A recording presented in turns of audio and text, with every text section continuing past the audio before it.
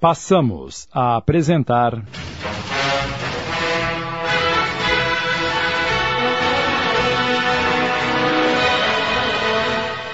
Confidências de um Inconfidente. Adaptação de Amilcar Del Chiaro Filho. Coordenação de texto, Sidney Carbone.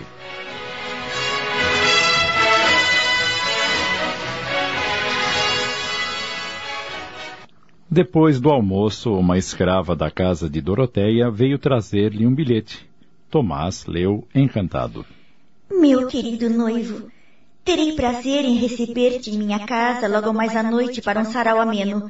Ficarei imensamente feliz se todos pudessem saber que és o meu noivo muito amado. Titio precisa de um parceiro para o gamão e eu para o minueto. Tua noiva, Marília.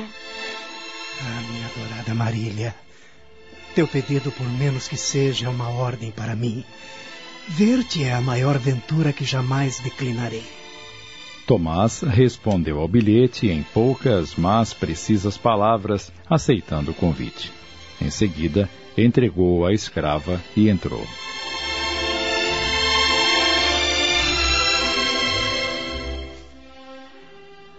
Sozinho, voltou a meditar sobre o levante. É um levante contando com os negros e índios. Mas não foi aqui mesmo na serra que outrora foi abafado um levante de quase 8.000 negros.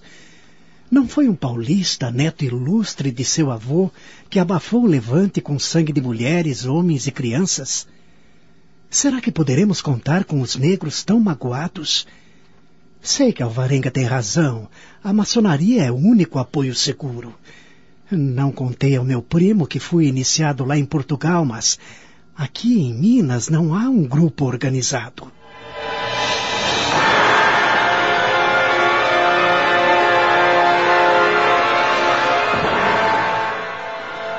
Anoitecia. Tomás banhou-se e vestiu uma roupa luxuosa e foi para a casa da família de Marília. Para sua surpresa, foi ela quem lhe abriu a porta na companhia do pai, o capitão Marink. Este lhe apertou a mão com efusão e se reconheceram como maçons. Marink fora iniciado recentemente na loja A Jardineira do Rio de Janeiro.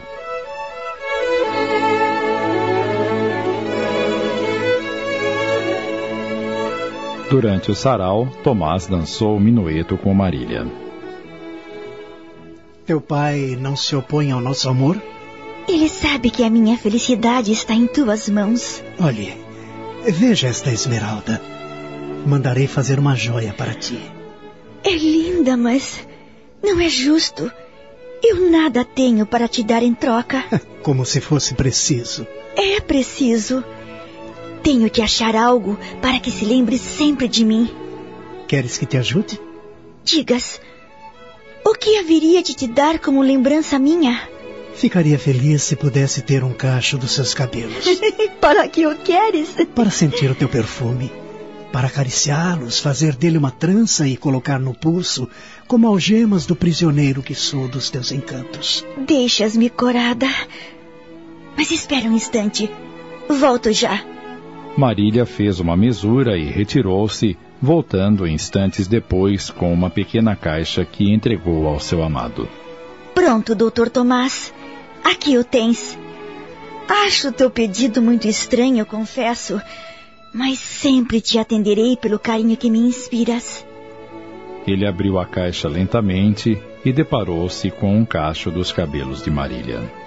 Ora, mas eu estava apenas tentando falar dos teus encantos. Não devias ter feito isto. Jamais me perdoarei. Não ficaste contente? Sim, estou feliz. Mesmo assim, jamais me perdoarei. Não te preocupes. Meus cabelos crescem depressa e depois ninguém notará. Quero ver se fará mesmo uma algema. Careço acaso de mais cadeia do que a que teu amor me dá?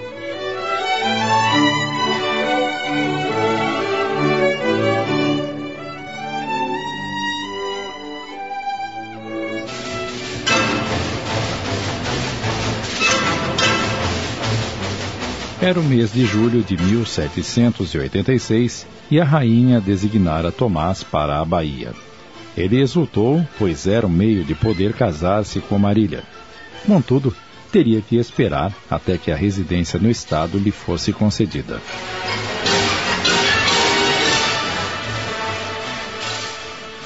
Certa tarde, ao chegar em casa, encontrou Dalva, sua filhinha com Djanira, brincando na rua. Tomás apreciou os cabelos anelados da menina, os olhos azuis com um tom esverdeado e seu porte bonito. Tomou-a ao colo e acariciou-a. Trouxe-lhe doces e um presente para ti e para tua mãe. Agora vai chamá-la. Instantes depois...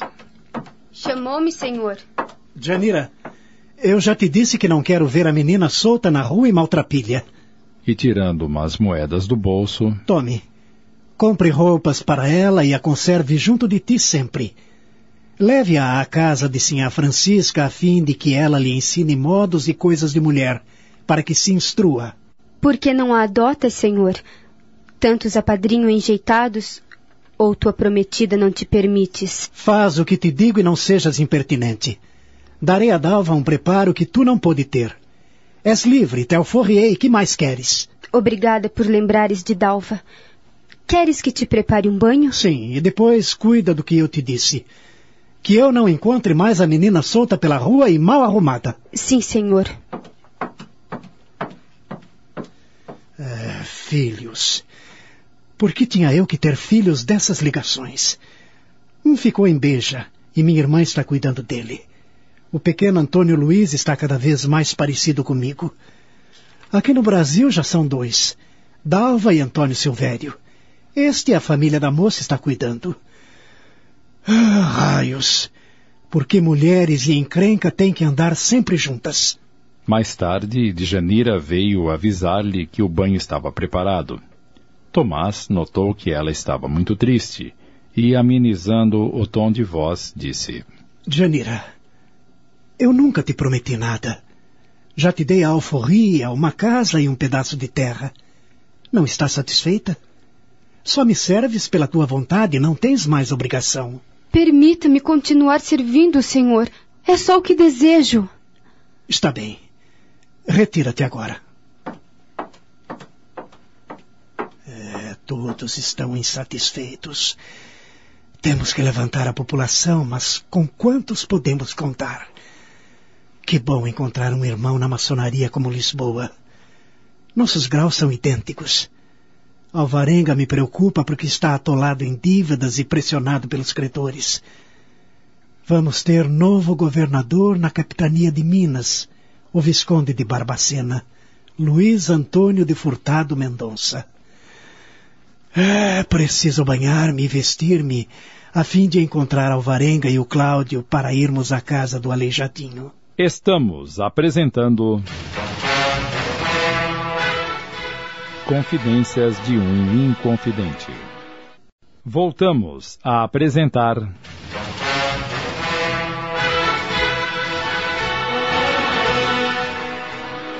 Confidências de um Inconfidente.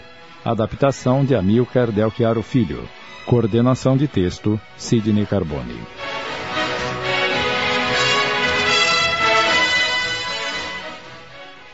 Dr. Cláudio, o que acontece com o mestre Lisboa? Cada vez que eu vejo, ele está mais doente. Os dedos das mãos estão desaparecendo e sempre purgando. Seus pés não sustentam mais o corpo. E a barba não consegue esconder caroços estranhos no rosto. Será que ele... Ele é leproso, sim, mas é um gênio. E nós vamos lá?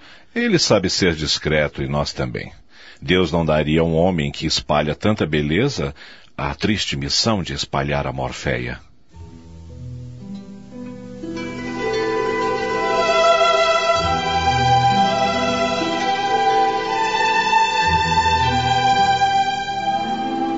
Horas mais tarde, os 3 amigos estavam na casa do artista.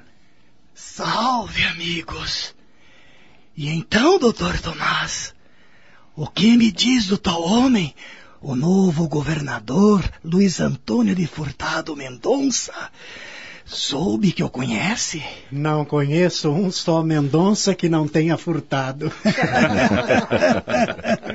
Ora, primo, tu mesmo não esteve a lhe cantar elegias quando do casamento do filho em Beja? Não lhe frequentaste a casa? Não eram amigos? Mais de uma vez ouvi-te louvar a inteligência, a sagacidade, a fidalguia. Somos amigos. É possível até em tal circunstância que isto nos venha favorecer, pois não desconfiará de nós. Estaremos mais aptos a saber das ordens do senhor ministro.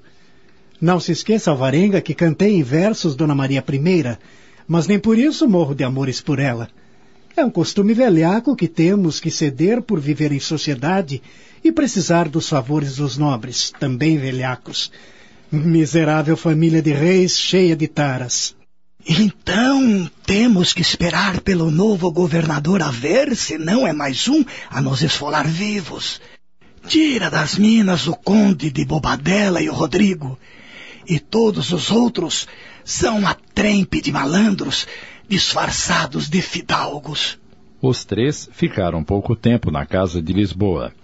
Naquela noite, Tomás foi à casa de Marília porque era aniversário de sinhá Ricarda, irmã da moça. Quando os apaixonados se viram a sós... Tenho a impressão de que me escondes alguma coisa. Já não podes pedir à rainha que nos consorciemos? O que espera? Que me dê residência. Além disto, sabes que as condições não são ideais. Aguardemos o novo governador. Esperamos que seja melhor do que este, pelo menos é um homem de cultura. Não confias em mim? Não sabes que mais do que tu espero pelo dia do nosso enlace? Perdoe-me, querido, mas ainda sinto que me esconde algo. Marília, esperemos pela posse do governador. E te peço, confies em mim. Senhor Doutor Tomás, parece não ter pressa alguma e nem cuida dos comentários jocosos que se dizem ao meu respeito. Quem ousou fazer insinuação, por menor que seja? Os escravos cochicham. As moças comentam que o senhor meu noivo podia casar-se antes de lhe darem a residência. E queres que nos casemos quando posso a qualquer instante ser despejado da minha casa sem que possa dar-te o que mereces? Além disto, os teus encontros noturnos com homens de projeção da capitania só podem indicar que se conspira. Marília, Aí se conspiram, suas cabeças podem vir a rolar, não é mesmo? Por isso espera. Acaso não seguiria eu onde fosses? E achas que te amaria menos se fosses sentenciado por crimes de desobediência? Quem te pôs tais ideias loucas na cabeça? O que andas ouvindo? Achas pouco ser réu de majestade? Pensas que sou tão maluco que me ponha em tais casos? Então, se não é pela conjura, pela trama que todos querem, então por que é? Não me amas? Eu te amo. E se me amas, espera mais um pouco. Um pouco? Quanto? Não sei, querida. Mas acalma-te. Podem te ouvir. Não me importo que ouçam, já que falam tanto e me magoam. Estou apenas querendo ter mais o que te dar. Quero estar bem de situação quando chegar a hora do nosso enlace. Não corro atrás de fortuna. Sabes que as condições não são ideais para mim. Aguardemos o novo governador e meu substituto. Triste por contrariar Marília, Tomás vai à casa de Aleijadinho. Digo, doutor Tomás, que a estátua ficaria melhor em pedra-sabão.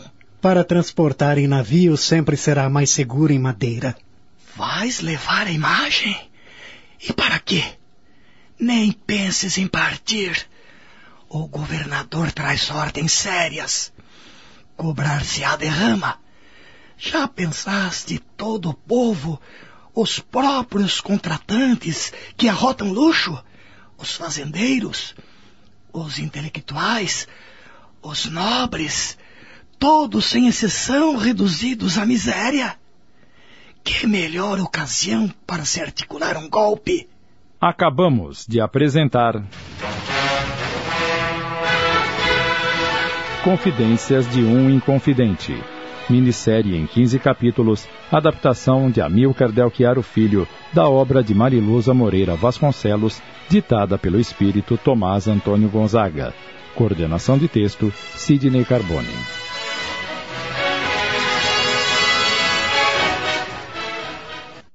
Passamos a apresentar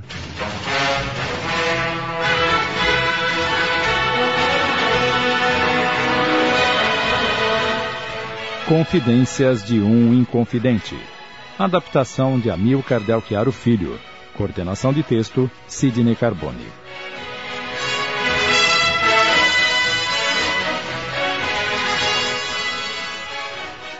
Triste por contrariar Marília, Tomás vai à casa de Aleijadinho. Digo, doutor Tomás, que a estátua ficaria melhor em pedra-sabão. Para transportar em navio sempre será mais seguro em madeira. Vais levar a imagem? Nem penses em partir. O governador traz ordens sérias. Cobrar-se-á derrama. Já pensaste todo o povo, os próprios contratantes que arrotam luxo, os fazendeiros, os intelectuais, os nobres, todos sem exceção, reduzidos à miséria? Que melhor ocasião para se articular em golpe? Mas os Estados Unidos não se comprometem na conjura. Nem podem, não é mesmo? Liberdade se conquista, não se pede em bandeja. Mestre Lisboa, o senhor que conhece há muito mais tempo o padre Rolim, o que achas dele? Se não podes confiar no padre, então não confie em ninguém. Não soubeste com que topete procurou o senhor governador no Rio de Janeiro? Mas não foi ele condenado e banido do Brasil? Como então se apresenta ao capitão-general? Ele tem coragem, doutor. E isto não é tudo. Para certificar-se se trouxeram novas ordens contra si, planeja invadir a própria casa do intendente no Tijuco e ler a correspondência que lhe enviaram. Mas é muito arriscado. Acho-o corajoso, não nego, mas é muito ousado e desabrido. Nem todos têm alma de poeta, doutor Tomás. Puseram saia no Oliveira Rolim, mas ele é um valente. Lisboa corta o dedo torto com o cinzel.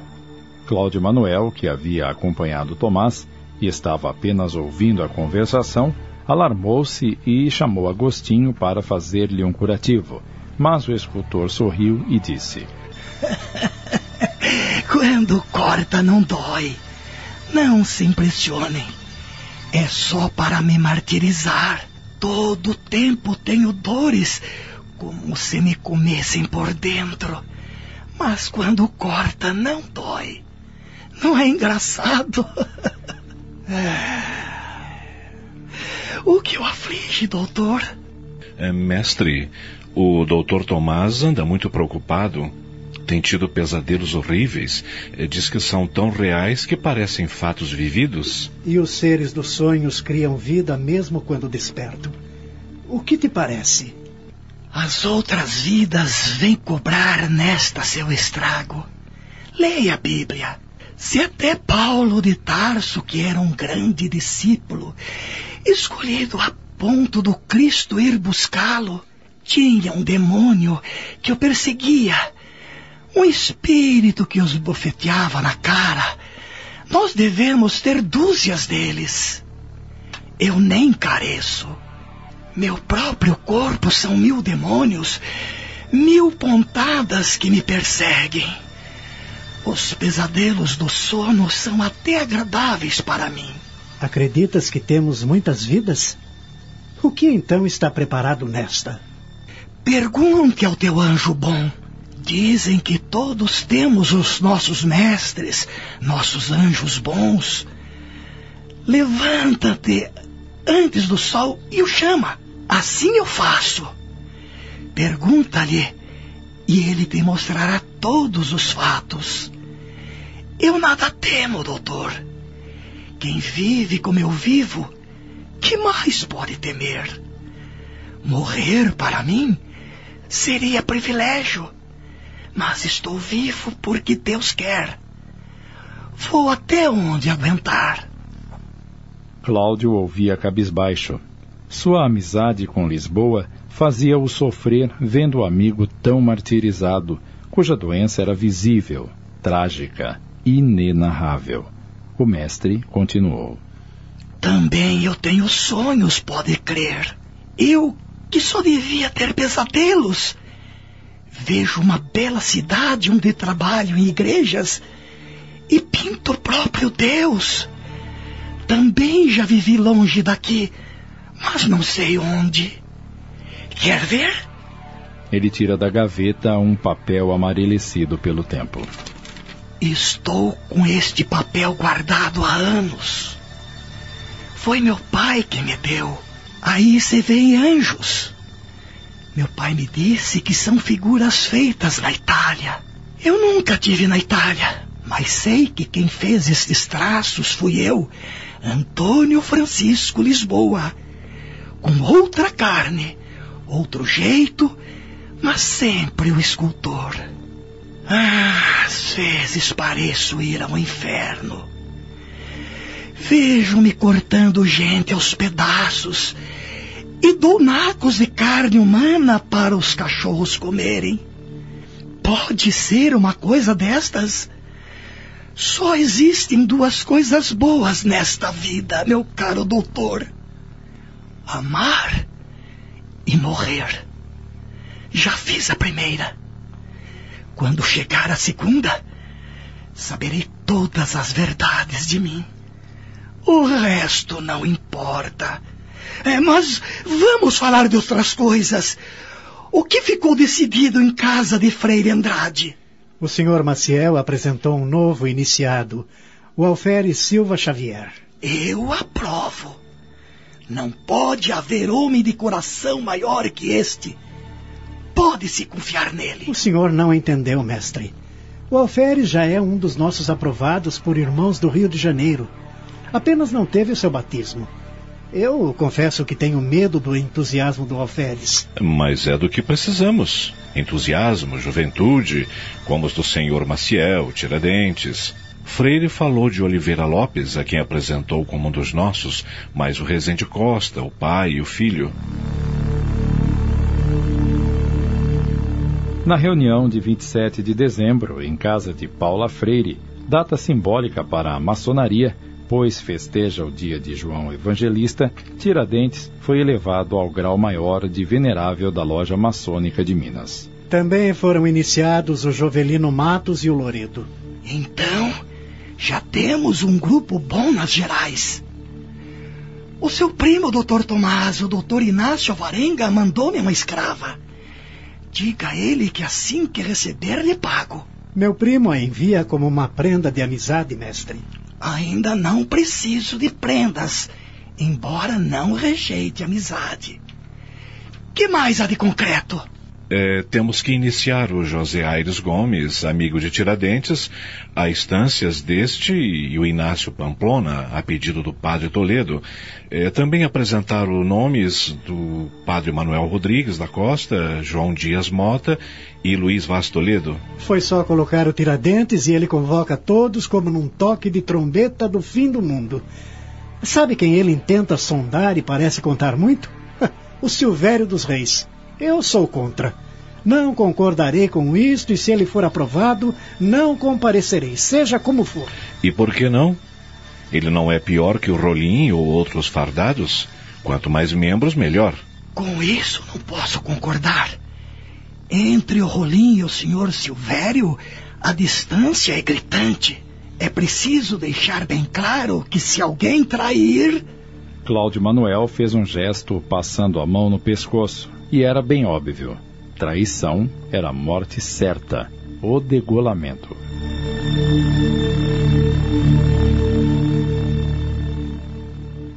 Mestre Lisboa estava impedido de comparecer às reuniões devido ao seu estado de saúde agravado por febres fortíssimas. Quem diria que um dia eu acabaria este trapo? Não diga isso, mestre. O senhor e o doutor Tomás são a alma e a razão do levante. Ambos príncipes Rosa Cruzes. O doutor Tomás é a rosa e eu sou a cruz. Estamos apresentando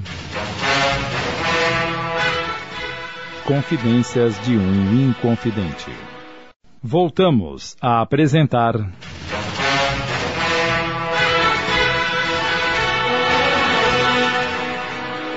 Confidências de um Inconfidente. Adaptação de Amílcar Del Chiaro Filho. Coordenação de texto, Sidney Carbone.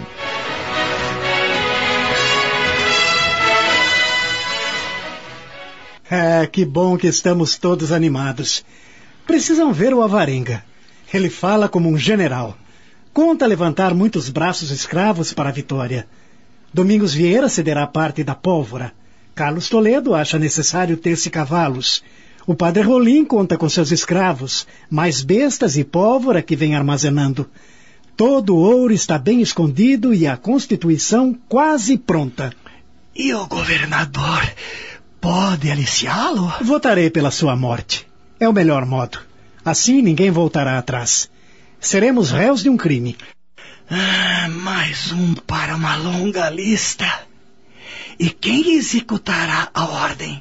Tiradentes o fará, conquanto peça clemência para o senhor capitão-general. Temos até uma bandeira. Alvarenga pensava em fazer-se um índio quebrando as correntes. Bem pensado. E eu? O que faço? Mestre, será que podemos confiar nos negros? São numerosos. Dar-lhes liberdade é a nossa meta, mas a quererão por nossas mãos? Não há por que temê-los. Do jeito que são tratados, nada podem fazer por si mesmos. Mas fico admirado pelo voto que darás pela morte de Barbacena. Não será ele padrinho de casamento de sua futura cunhada, Dona Ana Ricarda? Será, e me sinto um Judas quanto a isso. Mas ele faria o mesmo se estivesse em meu lugar. Até pensei em enviá-lo com um recado às cortes, mas melhor não. Uma revolução não se faz sem mortes. Por que acha que continuo adiando a minha felicidade? Para não comprometer-se em Amarília. Dona Bárbara já chama sua filha de princesa do Brasil, o que provoca comentários azedos. Mas agora não podemos voltar atrás. E quem anotará tais decisões? Não serão anotadas. Se a conjura for descoberta, combinamos negar tudo. Pode-se contar com o Rio de Janeiro? Temos alguns comerciantes e uns poucos militares, mas o Tiradentes acha que se pode aliciar mais. Afinal, o próprio vice-rei deu aso às reuniões do círculo literário. Seus filhos contam-se entre irmãos, mas todos são unânimes que o movimento deve começar em Minas, pela sua posição privilegiada. Tiradentes viajou para cuidar disso. Se o governador lança a derrama, tudo se precipita. Não sei por que não faz logo. 5 dias após a posse, fez-nos ouvir as determinações de Martinho de Melo e Castro em carta de janeiro a respeito. Tudo faz crer que já devia ter lançado a derrama, mas o governador parece esquecido de tudo em seu sítio em Cachoeira, a caçar plantas raras e a conversar com Maciel sobre os minérios da região. Para mim, ele desconfia, é raposa astuta. Não deve mais assistir o conselho, Dr. Tomás. Como? Não deves mais se expor. Há muita gente envolvida, e o senhor é o mandatário. O Carlos Toledo lhe dará contas das resoluções, como o doutor Cláudio faz a mim. Não posso, mestre. Seria covardia e... Não deves ir. Poderá atrair a má vontade de homens como o senhor Silvério, de quem sempre foi desafeto. Afinal, pelo que sei, os votos o favorecem. Será iniciado apesar do seu veto. Não o tenho mais importunado desde que recebi ordens de parar com aquelas cartas. Por sinal, parei num número muito mau, o 13, o número da morte. Agora também não há necessidade delas. Não está mais aqui o Cunha de Menezes, aquele safado, mas o Visconde de Barbacena, um homem de cultura. Seu amigo, a quem o senhor quer a pena de morte. Não só eu. A proposta foi sua. Sim, mas o que podia eu fazer? É duro matar um homem, mas a raposa astuta desconfia. Maldito Tiradentes ainda nos põe a perder com sua parolice. Quanto a ele, não há ninguém com mais coragem. Não se importa em se expor. Seu ideal não está sujeito às preocupações com dívidas como nós. Nada tem a perder, mas dá-se com a honra. Mas eu não aprovo. Por que trazer Silvério às nossas reuniões? Eu não confio naquele homem. Porque ele tem a seu comando mais de 200 homens, mais dinheiro e influência. É isto. Melhor não seria pessoas de cultura. 9 lhe deram o voto, 9. Eu tive que ceder. Mestre Lisboa, mas não irei à sua iniciação. Isto é insubordinação. Não, doutor Cláudio. É cuidado.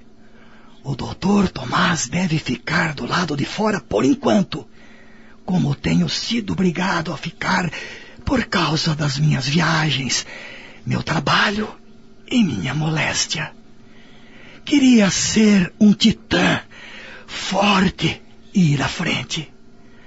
Mas vou à frente como mutilado. Acabamos de apresentar Confidências de um Inconfidente, minissérie em 15 capítulos, adaptação de Amílcar Del Chiaro Filho, da obra de Mariluza Moreira Vasconcelos, ditada pelo espírito Tomás Antônio Gonzaga. Coordenação de texto, Sidney Carbone.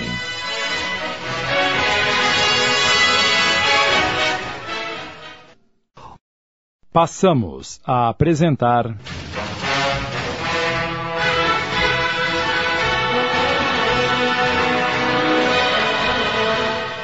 Confidências de um Inconfidente, adaptação de Amílcar Del Chiaro Filho, coordenação de texto, Sidney Carbone.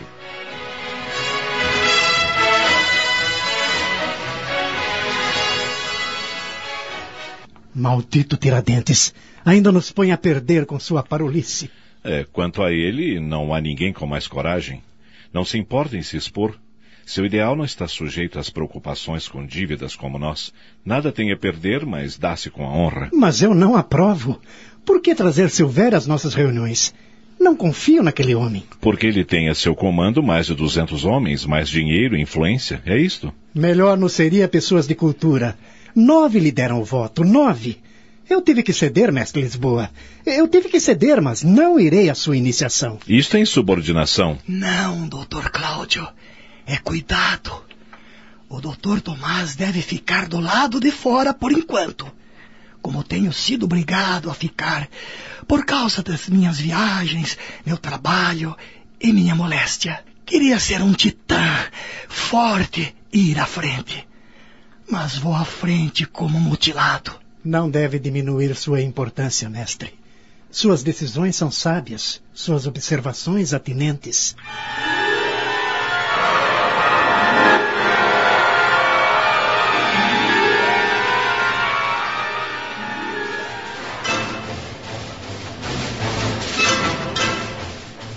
As reuniões prosseguiam. Gente era aliciada. Falava-se cada dia mais abertamente em sedição. Todos tinham conhecimento que se tramava e alguns pediam prudência em cartas sem assinaturas ou apresentavam denúncias até ao ministro de Portugal. Entre os bailes do palácio, as tertúlias de poesias em casa de Cláudio Manuel, as doces tardes junto de Marília, os dias eram contados esperando a derrama.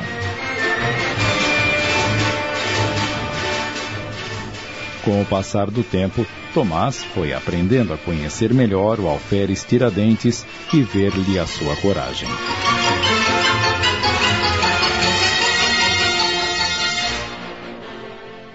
Logo chegou o Natal e Tomás, em visita a Marília, não conseguiu esconder suas preocupações.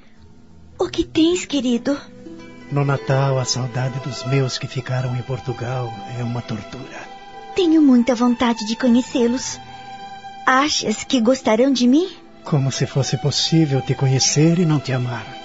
Seja sempre sincero comigo. Prometes? Achas que não sou sincero? Quando me declara amor, sim. Mas não me falas das preocupações dos teus dias. Não te entendo. Por que não me falaste do levante que se planeja? Por que teima em não repartir comigo tuas preocupações e os perigos em que estás metido? Já te disse mais de uma vez que são conversas do povo que está desesperado. Não é verdade. Dona Bárbara me confidenciou que há um lugar para ti caso haja luta. Como não sendo militar, foste escolhido primeiro? Por que me negas? Dona Bárbara está a sonhar. Em caso de levante, o primeiro seria o Alvarenga. Talvez ele lhe pôs tais ideias na cabeça para que ela não se inquiete. Mentes mal, doutor Tomás. Achas que sou tão fraca que não te acompanharia na dor e na luta? Marília, és uma criança. Gosto que me chames de criança, mas não o sou como supões. Há homens mais fracos que muitas mulheres. E não penses que Dona Querubina, Dona Gerardes, esposa de Vaz Toledo, e outras não sabem que se trama. Não se falava em outra coisa no batizado de João Damasceno. Mas seja como queres, não te importunarei mais. Esta é uma noite especial e estás cheia de ideias loucas. Por que não vamos assistir à missa? Assim deixas de lado esses agouros numa noite tão feliz. Sei que não podes confiar-me tudo, mas me atenderias um pedido? Sempre te atenderei. Queres a lua? Preparei umas lembrancinhas para o mestre Lisboa. Eu gostaria de ver a estátua que ele está fazendo a seu pedido. Leva-me a ele? Lá não se vêem mulheres, querida. Além disso, o escultor está muito enfermo. Não ficarás de bom ânimo ao vê-lo. Eu creio mesmo que não suportaria a visão dos seus padecimentos. Mesmo assim, gostaria de ir. Se desejas mesmo que seja.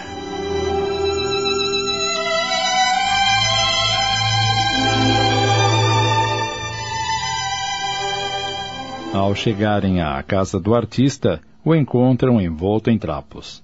O servo que os atendeu ficou emocionado ao ver a alegria estampada nos olhos do amo. Apesar de cansado, o mestre fez sinal para eles se aproximarem. Ah, doutor Tomás, como o homem se sente feliz quando tem um amigo. Por que o doutor Cláudio não veio? E quem é esse anjo em forma de mulher? É uma matona? Uma senhora santa na noite de luz? Não precisa levantar-se, mestre. Deixa-me arrumar-te o travesseiro. Pronto. Trouxe-lhe um bolo que eu mesma ajudei a preparar, um pedaço de carne de porco e galinha. Também fiz uns fricassês, massas e doces. Quero ver a mesa do mestre Lisboa cheia de petiscos e velas, toda florida e bonita. Mas, filha... Verás como uma mulher sabe se intrometer na vida de um homem sem dar-lhe tempo para retrucar. Marília foi apanhar o cesto com a comida que havia ficado no coche. Voltou logo em seguida, estendeu uma toalha de linho branco sobre a mesa tosca e a preparou à forma de banquete. E então? Gostas? Sabes por que faço isto? Porque sou egoísta.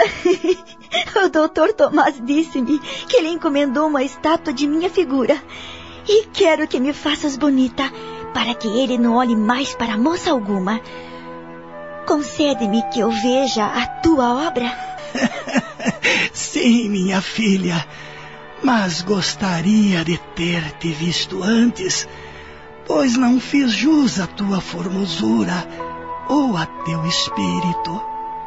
Ele ordena que o servo vá buscar a estátua. Minutos depois, ela é colocada no chão. Marília volteava em torno dela, encantada.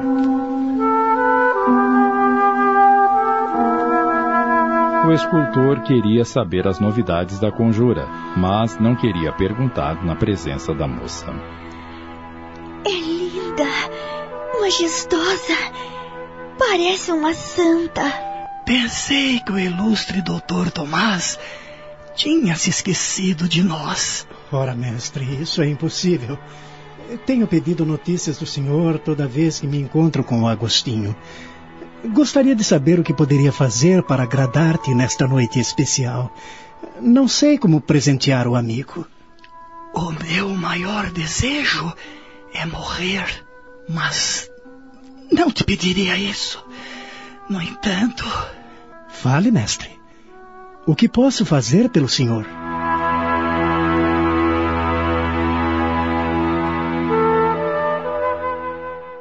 Estamos apresentando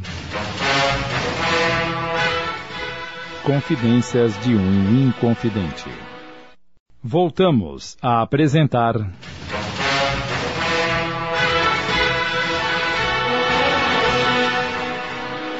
Confidências de um Inconfidente. Adaptação de Amílcar Del Chiaro Filho. Coordenação de texto, Sidney Carbone.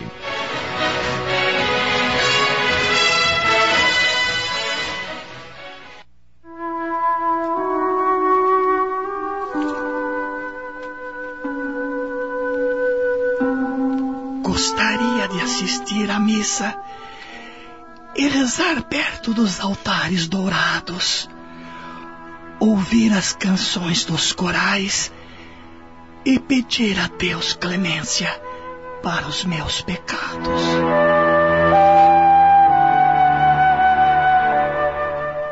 Tomás ficou encabulado, sem saber o que fazer, pois iriam à igreja dos nobres, que não admitia mulatos e gente do povo. Marília percebeu o embaraço do noivo e disse-lhe baixinho: Conheço o padre e sei que lhe dará um jeito, querido. Se não for na igreja onde vamos, poderá ser em outra. Mestre Lisboa merece, e por minha honra e minha teimosia de mulher, o levaremos.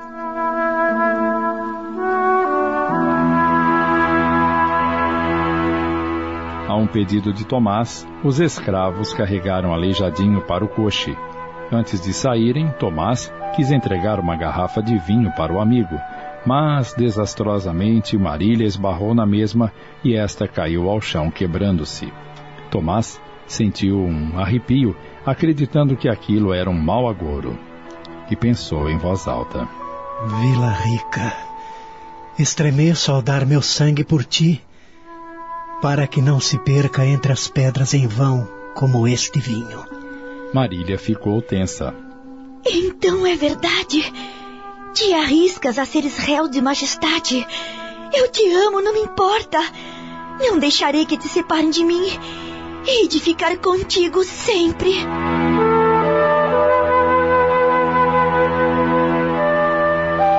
Pouco depois, chegam à igreja. Tomás e Marília vão conversar com o padre e voltam em seguida para junto do mestre no coche.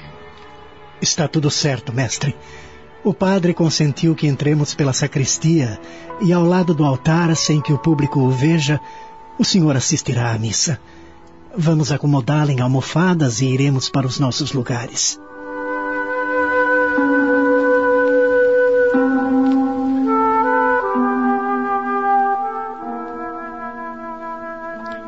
Dias depois, houve uma reunião dos Inconfidentes na casa de Francisco de Paula. Cláudio Manuel ficou lívido, temendo atrito entre Tomás e o alferes Tiradentes. Silvério dos Reis fez menção de retirar-se, pois sabia que Tomás não o apreciava. Porém... Pode ficar, irmão, que sou dos vossos. Já traçamos alguns planos e está sentado que o levante tem que começar em Minas. É preciso o apoio de São Paulo, pelo Porto de Santos ou do Rio de Janeiro. Caso os reinóis queiram mandar esquadras e soldados, como nos haveremos se não tivermos apoio com que rechaçá-los até que nos cheguem as esquadras americanas, inglesas ou francesas? Alferes, o senhor que tem muitos contatos no Rio de Janeiro, o que pensa? Acha que as milícias vão aderir? Se o meu comandante ordenar, quando chegar a hora, irei pessoalmente levantar a capitania do Rio de Janeiro. Freire de Andrade, o comandante, tentou desviar para o Rio de Janeiro o início do levante. Houve protestos. Padre Toledo lembrou que já tinham decidido que o alferes iria pessoalmente render o governador. Os demais militares se calaram. Senhor comandante, creio que já temos discutido demais quanto ao movimento dos outros, e já tínhamos concluído que o movimento se romperia em Minas, pela sua posição e pelos homens em postos militares ou eclesiásticos. Por que começar tudo de novo? Se estamos indecisos, como poderemos levantar todo um povo? Afinal, o que já tendes acertado? Ficou deliberado que tão logo o governador lance a derrama, todos acudiremos para Vila Rica, onde eu virei com os meus escravos e pé rapados, com todas as armas que pudermos trazer e ficaremos escondidos nas matas. Quantos homens conta trazer? Uns 500. Igualmente virá do Tejuco o padre Rolim, que espera arregimentar uns 200 homens, mais cavalos e bestas. O padre Toledo me seguirá no Rio das Mortes com o senhor Oliveira Lopes, trazendo os homens sob o seu comando. Da mesma forma, o senhor Silvério estará a nos esperar com os seus comandados. E o governador? quem irá rendê-lo? Ficou decidido que uma milícia se deslocará para o sítio de Cachoeira do Campo para render o governador. O alferes Xavier se apresentou para o encargo de prendê-lo, mas a viscondessa e os meninos, mandando-os abaixo do rio Paraibuna, de onde seguiriam com um recado às cortes, de que o Brasil já não precisa que o governem. Estão todos de acordo com a prisão do senhor Visconde? A maioria concorda. Mas se queres abrir nova discussão... Eu peço a cabeça do senhor governador para achar que, por este modo, ficaremos todos presos a um mesmo compromisso de morte, e nada mais nos fará dissimular ou abandonar a conjura. Além disto, prevalece o bem do povo sobre o particular. Em que lucraremos com a sua morte? É apenas um representante das cortes. A caridade cristã pede que o deixemos vivo. Se não por ele, por piedade de sua senhora e filhos. Crês, alferes, que se nos pegam terão igual piedade? Nem penso em me igualar às cortes nas mesmas disposições. Nem pense o Dr. Tomás que me move alguma covardia. Não temo morrer, mas só julgo que devemos matar quando se faça indispensável. E acreditas que para se livrar as colônias de tantos transtornos é mister, misericórdia, nem carecemos de matar a ninguém? Não estamos em tertúlia de versos, meu primo. Reconheço que tuas ponderações são justas, mas os sentimentos do alferes não são de molde a pilhérias. Coloquemos em votação, seja pela morte, para que se compreenda que não estamos para brincadeiras ou por uma maior cumplicidade, ou pela prisão, os que se acharem movidos pela caridade. Ergam a mão quem for pelo Dr. Tomás.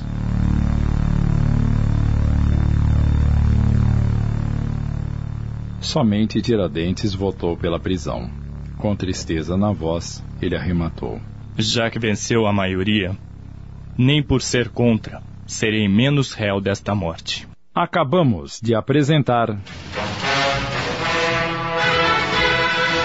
Confidências de um Inconfidente. Minissérie em 15 capítulos, adaptação de Amílcar Del Chiaro Filho, da obra de Mariluza Moreira Vasconcelos, ditada pelo espírito Tomás Antônio Gonzaga. Coordenação de texto, Sidney Carbone.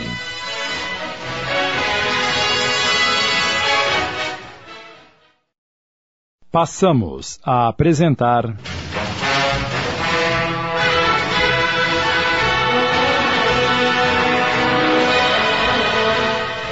Confidências de um Inconfidente. Adaptação de Amílcar Del Chiaro Filho. Coordenação de texto, Sidney Carbone.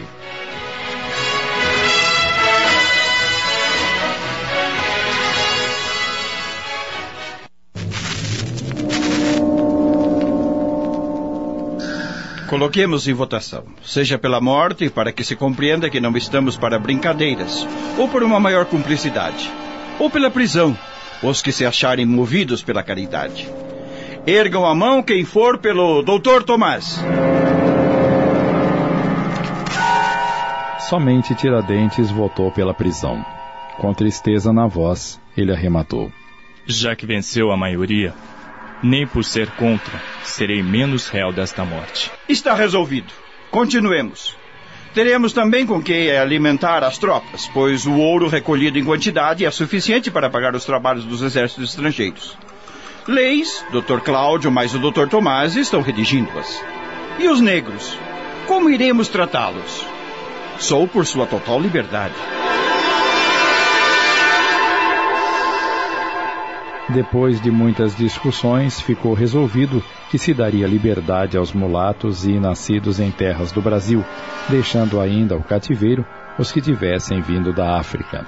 Domingos Vieira levantou mais uma questão: quem executaria o governador? Se me permitem, eu mesmo farei. Tomo-lhe a cabeça e trarei para a Vila Rica. É mister mostrar ao povo a que crime chegamos, para que não duvidem de nossas intenções. Então, Francisco de Paula Freire irá com as tropas ao seu encontro, fingindo ir prendê-lo, mas irá se juntar ao alferes. Nada entendo de manobras militares, mas sei que não contamos com total força. É preciso levantar o povo. Então, o senhor que é eloquente, ou o padre Toledo, que tem ascendência sobre os espíritos, ou ainda o senhor Luiz Vieira, conclamem o povo. É melhor que já tenha um discurso pronto. Por que não fala o Dr. Tomás? Não será o primeiro presidente nos 3 anos que contamos de lutas? Pois que se mate apenas quem se nos oponha. Sejam eles portugueses, escravos, pardos ou mesmo brasileiros. A decisão ficará para o momento da luta, se houver. Acreditas que não haverá luta? Estamos a depender da derrama do senhor governador. E quanto à bandeira? Tenho desenhado esta, se a aprovam. Alvarenga desdobrou um papel onde havia um índio a quebrar os grilhões. Luiz Vieira achou-a criativa, mas complexa, dizendo que deveria ser mais simples e funcional. E por que não o triângulo maçônico? Como explicaríamos? Diríamos ao povo, este é o triângulo da grande loja do Oriente? Ora, és muito ingênuo. Podemos dizer que representa a Santíssima Trindade? Tomás pensou consigo mesmo. Este homem rude me espanta pela inteligência. Teve a mesma ideia que o nosso genial mestre Lisboa, quando coloca o triângulo na cabeça do Padre Eterno. Tomás Antônio Gonzaga afirma que Aleijadinho atingiu o grau 18 na maçonaria. Acorda, primo. Estás a sonhar? Peço que me perdoem. Eu estava pensando. Mas, enfim, chegamos a um acordo sobre a bandeira? Sim. O triângulo com as palavras latinas libertas quaesera tamen, ou seja, liberdade ainda que seja tarde.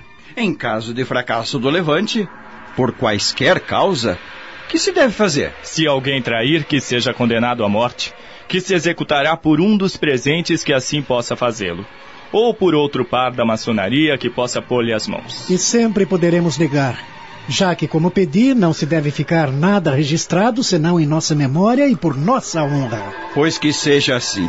E eu queimarei estes papéis para que nada se possa provar de tudo o que aqui foi dito.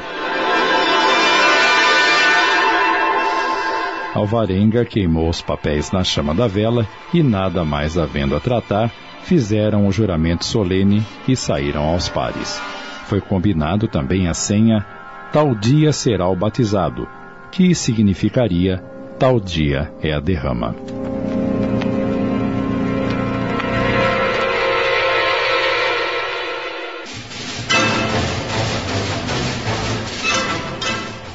Janeiro caminha com seu ardente calor e as festas de reis, com os negros a festejar com roupas especiais.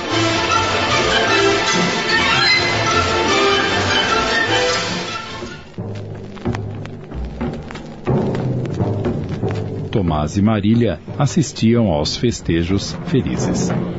Tomás, sinto tanta pena do sofrimento do mestre Lisboa. Ele não ficou zangado com a minha visita, ficou? Ele te adora. Quase me assustei ao vê-lo tão curto de corpo. Olhos esbugalhados como se um estuporado. Acredita, se eu fizer uma esmola pelos seus padecimentos à Virgem, ela se apiedará dele? Está querendo comprar saúde para o mestre? E o que vais dar? A minha mesa de escrever. Já estou distribuindo os objetos que não usarei em minha viagem contigo. Querido, o que acontecerá se o governador descobrir a conspiração? Serão presos e sentenciados à morte na forca? A única trama que faço é a de tê-la sempre comigo. Ao estender os braços para abraçá-la, ficou à mostra a trança de cabelos de Marília que Tomás pusera no pulso. Ainda usas? Achei que isso era um capricho para me agradar.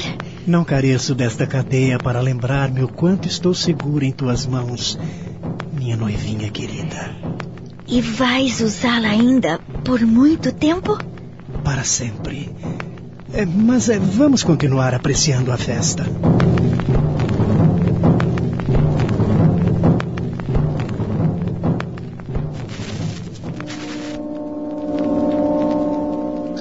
João Rodrigues de Macedo estava desesperado. Quase todos em Vila Rica lhe deviam, mas ele devia muito mais à corte. Se lançada a derrama, perderia todos os seus bens. Ele procurou Djanira e estimulou-a a falar ao governador sobre as conversas que ouvira sobre um levante e que ele deveria suspender a derrama. Macedo prometeu a ela que nada aconteceria a Tomás, pois, além de importante, era amigo do governador. Para convencê-la, disse que Tomás se casaria e iria embora, e ela ficaria sozinha, sem protetor. Certa madrugada, Tomás foi à casa de Cláudio, entrando pelos fundos. Alguma novidade o traz à minha casa a esta hora e pelos fundos? Sim, Dr. Cláudio. O Alferes Xavier procurou-me há pouco. Mandei-o embora, é um estovado. Está me comprometendo aos olhos de todos com suas conversas. Vamos entrar, é melhor. Mal iniciaram a conversa e um escravo de Cláudio veio avisá-lo de que o alferes estava à sua porta. Cláudio pede ao negro que o faça entrar. Boa noite, doutores. Melhor que os veja juntos para dar ciência de que tudo está pronto para o levante.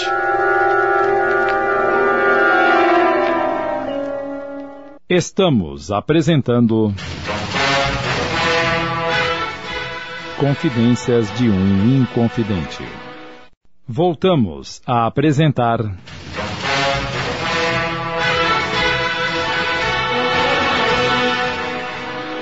Confidências de um Inconfidente. Adaptação de Amílcar Del Chiaro Filho. Coordenação de texto, Sidney Carbone.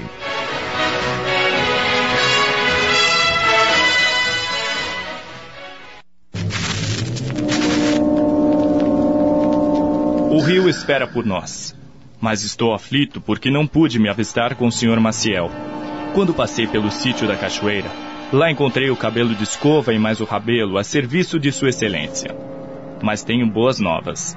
Contamos com gente também em Mato Grosso e Goiás. O senhor está nos expondo demais diante do povo e não leva em conta que o governador tem ouvidos em cada bodega e estalagens na estrada? Mas o senhor mesmo não disse que não se faz revoluções sem mortes? Está com medo, Dr. Tomás? Tomás fez um movimento brusco para agarrar o alferes, mas Cláudio interveio, evitando agressões. Quem é amigo da prudência não deixa a cabeça de fora, alferes. Há muito tempo o senhor vem falando de um levante, mas ninguém te deu crédito. Agora é diferente. Não estás mais sozinho. Fazes parte de uma loja maçônica, como sempre quiseste, não é mesmo? E quererás perder todos nós ou o Dr. Gonzaga em teu lugar? Tua cabeça pode não importar a ninguém, mas a dele a querem de há muito. Dr. Cláudio, por minha vida, nunca falei senão em meu nome. Nunca me atrevi a falar do Dr. Gonzaga. E não disseste que a maior cabeça de Vila Rica estava no levante? E por que pensariam que é a do Dr. Gonzaga? Poderia ser a de qualquer outro. Quem, por exemplo? O capitão-general, o governador. És um louco mesmo. É melhor calar-te até o levante. E como posso fazer adeptos calado?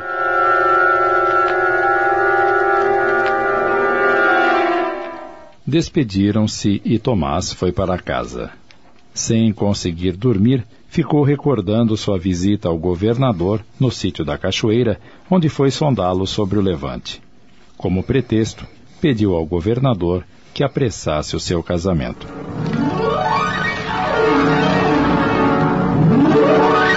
Não precisas da minha aprovação para nada. A tradição da família de minha noiva assim o exige, Excelência. Então, por que não fazer melhor ainda? Por que não pedes à rainha sua bênção? Só faria atrasar ainda mais as coisas. É, assim parece. Mesmo porque só poderá seguir no mês vindouro. Sinto muito, senhor desembargador, mas acredito que, para maior realce desse teu enlace, é sempre de melhor alvitre ter a bênção de sua majestade. Não trouxe qualquer requerimento expresso para a rainha, que Deus aguarde. Não te acanhes. Podemos fazê-lo hoje, mas, infelizmente, seguirá somente em abril. E me desculpe por isto. Se houvesse vindo antes, na semana passada foram-se daqui alguns militares com papéis para a metrópole. Sabes como estas coisas são demoradas. Até que haja embarcação para ir e voltar. Tens razão. Vossos conselhos são sábios e vossa amizade verdadeira. Senão teria dado ouvidos aos marotos que me tentam inculpar de qualquer coisa, porque sempre me tiveram por honesto e zeloso das causas reais desta capitania. Maria Doroteia é uma jovem muito especial para esperar mais por este enlace. A espera é pior para mim, que temo perdê-la. E por que a perderia? Há tantos que invejam minha aventura que não titubeariam em inventar as mais abjetas mentiras com o intuito de roubá-la de mim. Ah, isso é verdade. Mas a inveja é gáudio ou mérito, senhor Dr. Gonzaga. Não pensas que aqueles que te invejam são os mesmos que te elogiam porque não conhecem outro modo? Acredito que a filosofia do Sr. Visconde ultrapassa qualquer consideração. Há castigos que são glórias e elogios que são ofensas, dependendo de quem os dá. Vamos até a escrivania para que redijas o requerimento à rainha, mas permita-me datá-lo para abril, para que não se incrimine o mais ínfimo servo da rainha, que sou eu.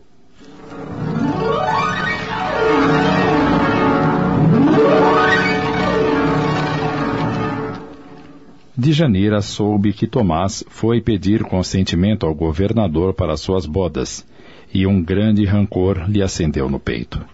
Maciel envenenou o ânimo da mulher, dizendo que Tomás vivia a falar que após o casamento levaria Dalva e Antônio consigo.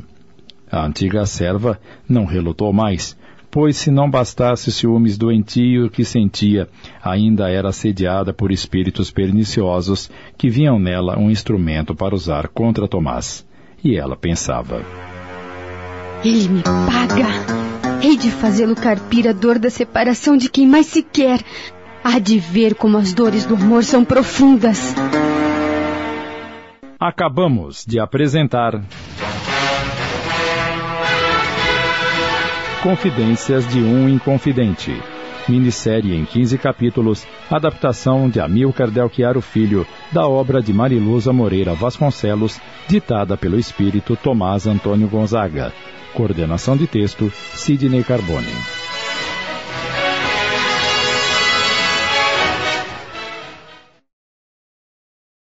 Passamos a apresentar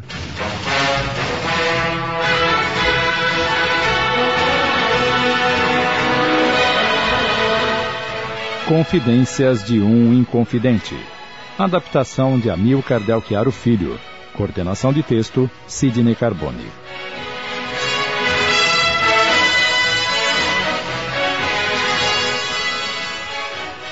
Djanira soube que Tomás foi pedir consentimento ao governador para suas bodas, e um grande rancor lhe acendeu no peito. Maciel envenenou o ânimo da mulher, dizendo que Tomás vivia a falar que após o casamento levaria Dalva e Antônio consigo. A antiga serva não relutou mais, pois se não bastasse o ciúmes doentio que sentia, ainda era assediada por espíritos perniciosos que viam nela um instrumento para usar contra Tomás. E ela pensava: ele me paga. Hei de fazê-lo carpir a dor da separação de quem mais se quer. Há de ver como as dores do amor são profundas.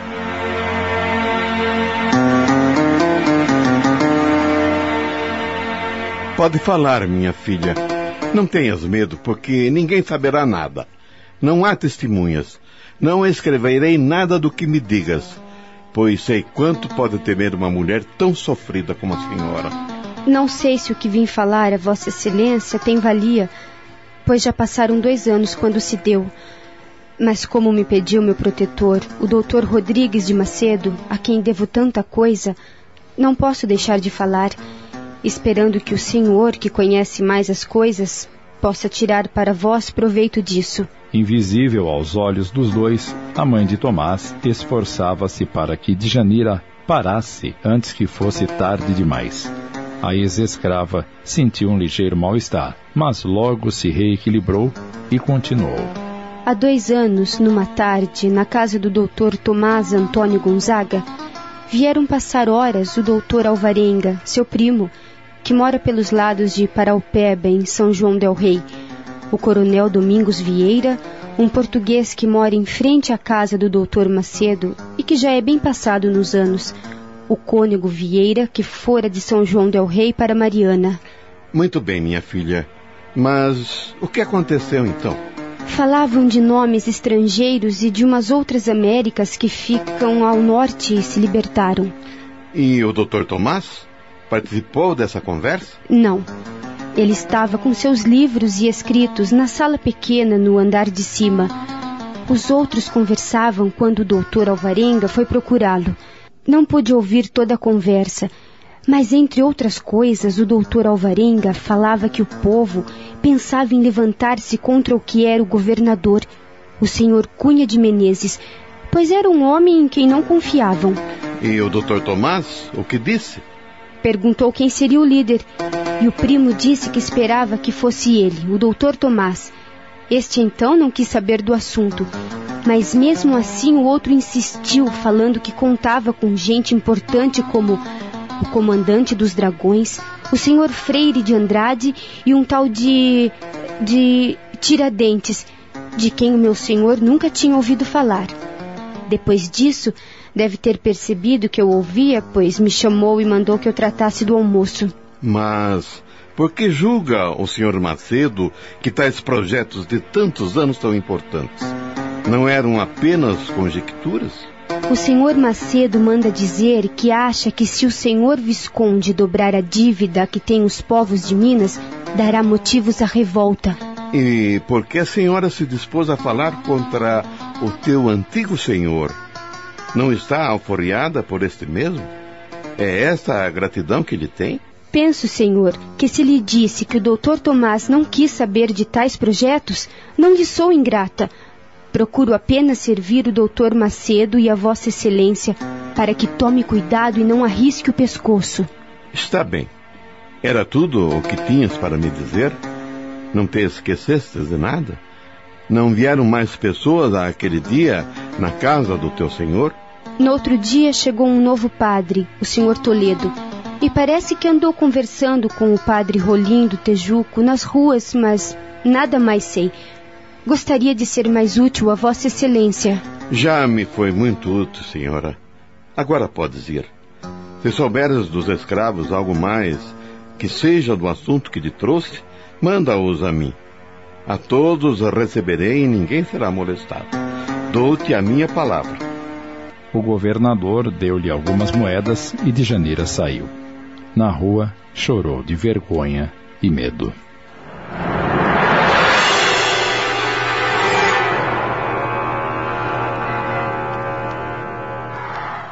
Enquanto isso, o alferes Tiradentes continuava a convidar a todos com quem conversava para participar do levante. Mestre Lisboa, o alferes Tiradentes continua a pôr-nos em perigo. É preciso pará-lo. É inútil falar com ele. É um cabeça de mula quando cisma com alguma coisa. Nada lhe saiu certo na vida, mas vê-se que é um homem inteligente e não lhe falta coragem. Também honesto, não colocará ninguém em perigo. Não lhe pegarão em coisa alguma, podes crer, que lhe conheço a manha mais do que ninguém. O que está feito está, não há como recuar. A hora se aproxima.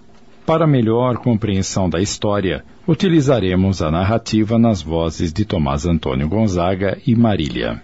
Minas vivia sob opressão econômica insuportável. Éramos obrigados a comprar o sal de Portugal vindo pelo Rio de Janeiro, onde custava 800 réis o alqueire e pagava-se só para entrar nas minas 750 réis, ou seja, um acréscimo de 93% e mais as despesas com perdas e transportes, que elevava o preço para 3.600 réis o alqueire. Ora, o sal era indispensável até para dá-lo ao gado. O ferro era comprado por um preço absurdo. Desde que as minas foram descobertas em 1696, foram criados registros dos quintos, nos quais se estipulava que os metais, depois de fundidos, uma quinta parte iria para o reino. A partir de 1701, foram criados registros de fiscalização nas travessias para a Bahia, São Paulo e Rio de Janeiro. A partir de 1713, passou-se a exigir uma contribuição anual de 450 arrobas de ouro por ano. Depois, tal contribuição baixou para 25 arrobas e começaram os impostos das mercadorias ao longo do caminho, para compensar a diferença. A 17 de julho de 1788, o Visconde de Barbacena falara abertamente a todos os senhores deputados da Câmara que se devia deixar de lado a ideia de um empobrecimento das minas que impedisse a cobrança dos impostos atrasados. O povo deveria entregar, portanto, à Sua Majestade a importância de mais de 8.000 quilos de ouro. Era o principal argumento do Tiradentes para aliciar o povo. O que nós não sabíamos era que o senhor governador havia recebido uma carta anônima a 14 de outubro do ano anterior, em que se falava que mais de 40 pessoas do Rio das Mortes estariam tentando um levante. Esta carta abjeta foi que veio mudar o rumo dos atos do governador, porque era escrita em língua de gente culta e parecia indicar que seu mandante era homem bem informado e não simples pretendente a pôr as mãos em bens alheios. Tiradentes conseguiu licença com o governador e partiu para o Rio de Janeiro para sondar os ânimos do Rio se levantar primeiro, caso não houvesse a derrama. A notícia da morte de Dom José II, herdeiro do trono português, chegou a Vila Rica 5 meses depois. Em março, foram todos convocados para as chorosas lamentações e luto que se faria por todas as vilas daquela capitania.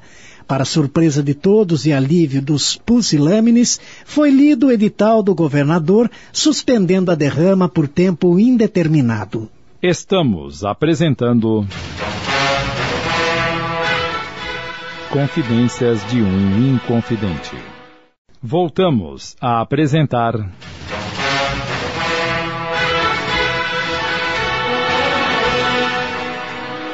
Confidências de um Inconfidente. Adaptação de Amílcar Del Chiaro Filho. Coordenação de texto, Sidney Carbone.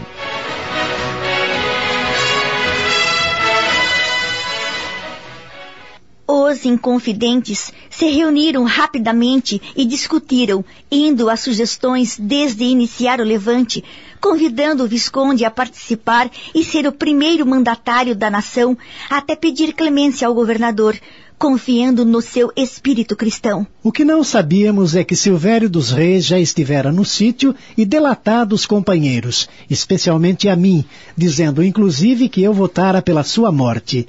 No dia seguinte, ao chegar ao sítio, fui recebido com excesso de entusiasmo, o que me deixou muito desconfiado.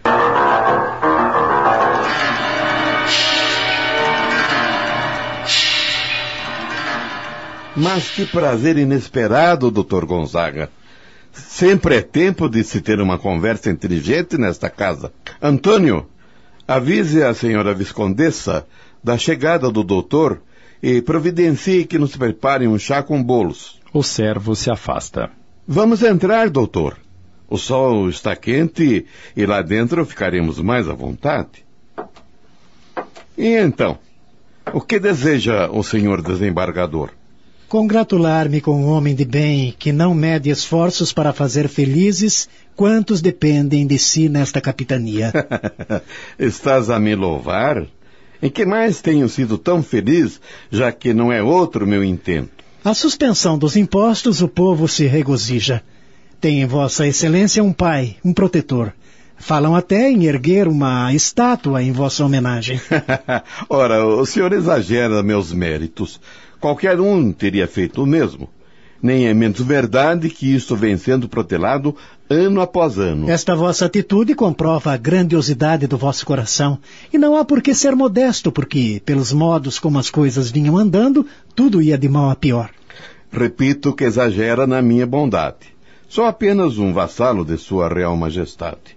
Apenas cumpro as determinações dos ministros e procuro fazer tudo pelo bem de Portugal.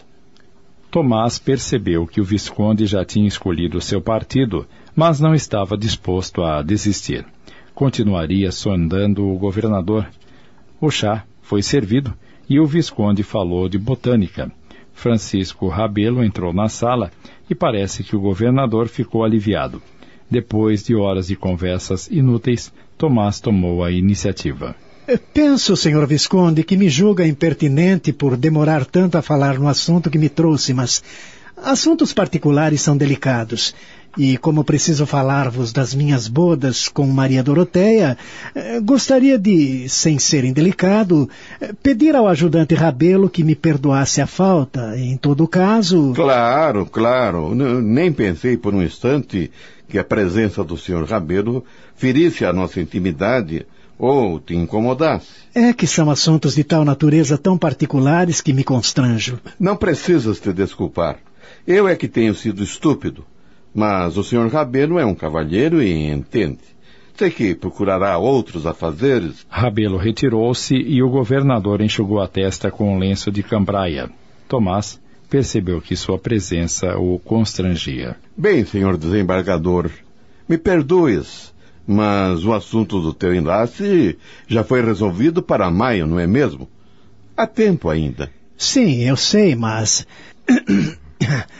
Excelência, ontem fiquei sabendo que o Alferes Xavier foi para o Rio de Janeiro com licença passada por vossas mãos. Pensei que era boa oportunidade para fazer chegar às mãos do vice-rei o meu pedido à rainha. Mas como pude esquecer de aproveitá-lo? Nem pensei no Alferes. Perdoa-me. Tal homem fala com tanto entusiasmo dos seus projetos para o Rio, dos trapiches, dos moinhos, das águas, que me deixaram tonto. Estou muito consternado, acredite. Mas a notícia da morte do herdeiro, mais a responsabilidade de falar às câmaras, me impediram a lembrança. Nem precisais vos desculpar, excelência, pois pelos anos que aqui estou, posso bem entender vossas responsabilidades. Sei que vossa excelência, quer pela grandeza de vosso coração, quer pelo vosso caráter, dos quais deste grande mostra na suspensão do dito imposto de capacitação, também não me negareis a concessão para o meu enlace até o mês de maio, em que me empenhei a palavra com minha noiva. Mas é claro, meu filho. Se tens receio por isto, acalma-te, que saberei ajudar-te se o consentimento não chegar a tempo. Pode ir preparando todo o necessário. Não esperava de vossa excelência outras, senão estas palavras, porque todos na capitania o adoram e o têm como um pai dadivoso, a quem obedecerão em tudo. Estás a me fazer maior que sou, senhor desembargador. O povo, ao que parece, adora mesmo é vossa mercê. Em tal caso, se isto for verdade, duas cabeças pensam melhor que uma. Gostaria de ser-vos aliado na felicidade de todos.